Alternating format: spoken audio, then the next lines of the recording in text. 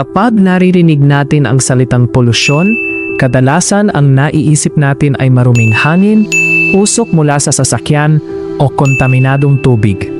Pero paano kung sabihin ko sa inyo, ang pinakamapanganib na polusyon ay hindi lamang nasa paligid natin.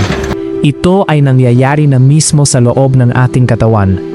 Araw-araw, tayo ay nalalantad sa mga mapaminsalang elemento, mula sa hangin na ating nilalanghap na may halong toxins, sa mga process na pagkain na ating kinakain, sa mga kemikal sa ating kapaligiran, at maging sa stress na ating nararanasan araw-araw.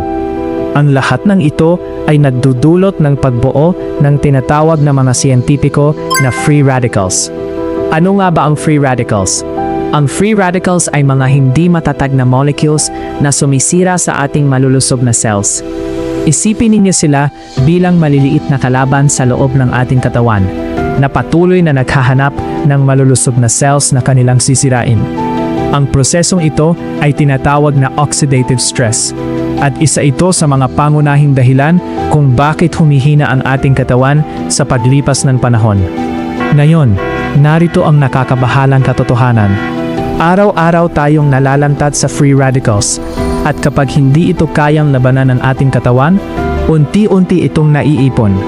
Sa paglipas ng panahon, maaari itong magdulot ng iba't ibang problema sa kalusugan tulad ng mahinang immune system, palagiang pagkapagod, maagang pagtanda, pamamaga, inflammation, problema sa puso, mataas na blood sugar, at maging malulubhang chronic diseases.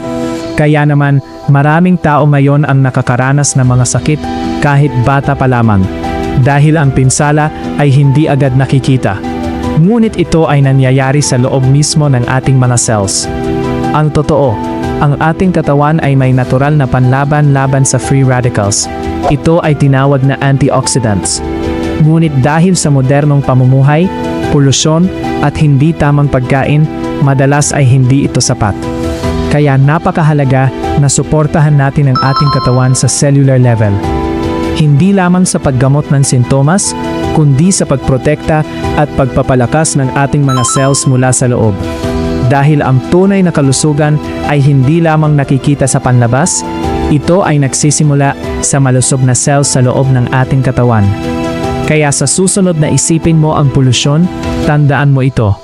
Ang pinakamapanganib na polusyon ay ang hindi mo nakikita, ngunit tahimik na nakakaapekto sa iyong kalusugan araw-araw.